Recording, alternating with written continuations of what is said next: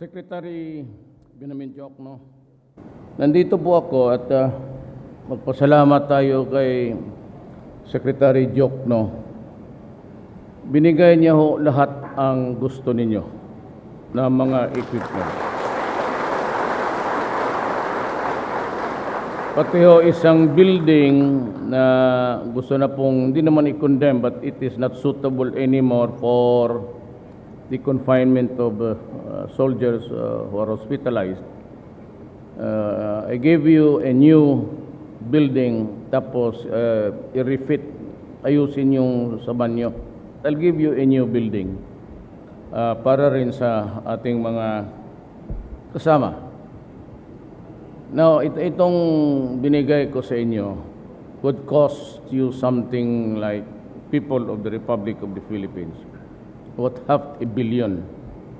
May Barrett kayo, and this is the thing also that I was about to use when I was suffering from smoking. At saka yung lahat.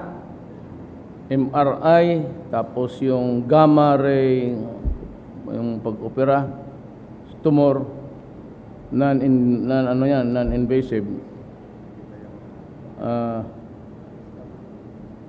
Marami, basta ang binigay na ni Secretary Diokno sa inyo is about $500 million, and it will be released soon. One of the things that you will have in the fullness of God's time, inshallah, is yung program ninyo, mga anak ninyo, libre na ang edukasyon. So,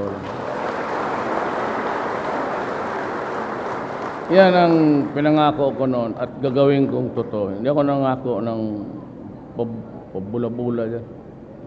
I mean, I don't need really to, why should I lie? Why should I magbula ako? Ano makuha ko dyan? Kaya matutupad dyan yung edukasyon. At I'll work that kung may, alam mo na, the imponderables of life, di mo natin talaga alam kailan tayo. Natin alam kung may tama ka, kalusot ka ba. But kung sakali man madisgrasya, I will work 2 or 3 years bago ang pensyon. Sweldo mo na. Pag kunyari ako, kapgulang man ako sa amin, I will continue your salary 2 to 3 years bago ang pensyon. Ako nang dito with a specific duty to serve the Republic. I promise you a clean government. It will be a clean government. Talagang malinis na.